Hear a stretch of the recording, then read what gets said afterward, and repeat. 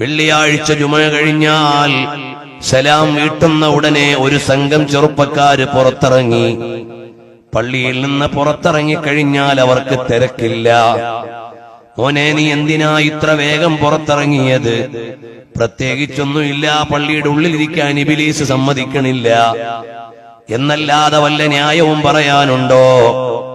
ചോദിക്കട്ടെ, ഈ വെള്ളിയാഴ്ച നീ വേഗം പള്ളിയിൽ നിന്നിറങ്ങി, അടുത്ത വെള്ളിയാഴ്ച നിനക്ക് പള്ളിയിൽ കുറച്ചു നേരം ഇരിക്കാൻ നേരം കിട്ടുമോ?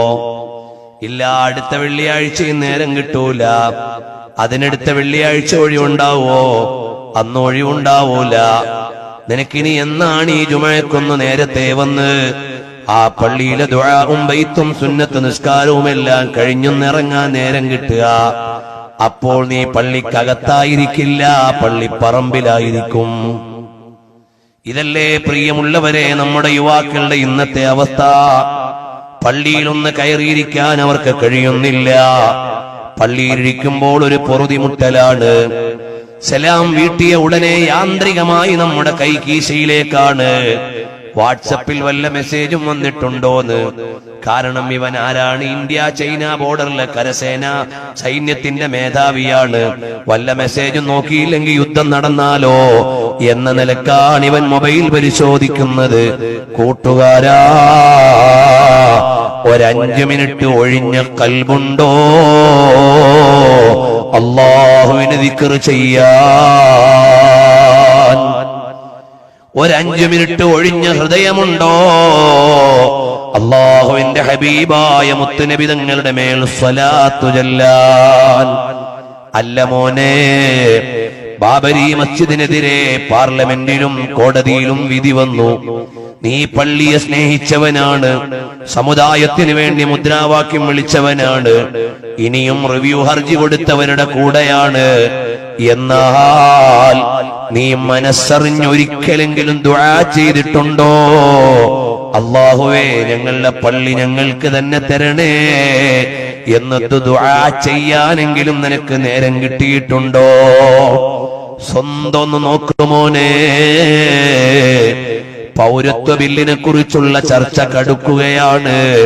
ഖുർആനിൽ അല്ലാഹ് പറയുന്നുണ്ട്, ഖുൽ ലാ യഅബഉ ബികും റബ്ബി ലൗലാ ദുആഉകും. നിങ്ങളുടെ ദുആ ഇല്ലെങ്കിൽ അല്ലാഹു നിങ്ങളെ പരിഗണിക്കൂലാന്നാ ഖുർആനിൽ പറഞ്ഞത്. നിങ്ങൾ രാജാതിരാജനായ പടച്ചവന്റെ കോടതിയിൽ അപ്പീല് ബോധിപ്പിക്കാൻ ഒരല്പസമയമെങ്കിലും തെരഞ്ഞെടുത്തിട്ടുണ്ടോ? ഞാനും നീയും എവിടേക്കാണ് യാത്ര ചെയ്യുന്നത്? അല്ലാഹുവിനോടൊന്ന് ദുആ ചെയ്യാൻ നമുക്ക് നേരമില്ല. ഇന്നെല്ലാരും കണ്ടാ ദ്വാരക്കണേ ദ്വാരക്കണേ എന്ന് പറയാൻ ആളുകളുടെ കേമമാണ്. ദുആ ചെയ്യുന്നവരെവിടെ? സ്വലാത്തു ചൊല്ലുന്നവരെവിടെ? മുസല്ലയിൽ ഇരിക്കുന്നവരെവിടെ? സുബഹി നിസ്കാരത്തിന് ജമാഅത്തിന് പള്ളിയിൽ എത്തണം. ഞാൻ കഴിഞ്ഞ ദിവസം ഒരു സ്ഥലത്ത് ഇങ്ങനെ കൂടുമ്പോൾ അതാ സുബഹി ജമാഅത്തിന് ഒരു പള്ളിയിലെത്തിയപ്പോൾ ആ പരിസരത്തുള്ള വയോധികന്മാരെല്ലാം ഒന്നാം സഫിലുണ്ട്. യുവാക്കളെല്ലാം മരിച്ചുപോയതാണോ?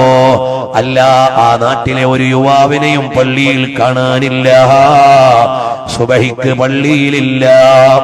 അതേ സമയത്ത് മോനെ, ശാബുൻ നശഅ ഫീ ഇബാദത്തില്ലാഹ്, അല്ലാഹുവിന്റെ ത്വാഅത്തിലായി ജീവിക്കുന്ന യുവാവിന് അല്ലാഹു വെച്ചിട്ടുള്ള മെഗാ ഓഫർ അത് അർശിന്റെ തണലാ.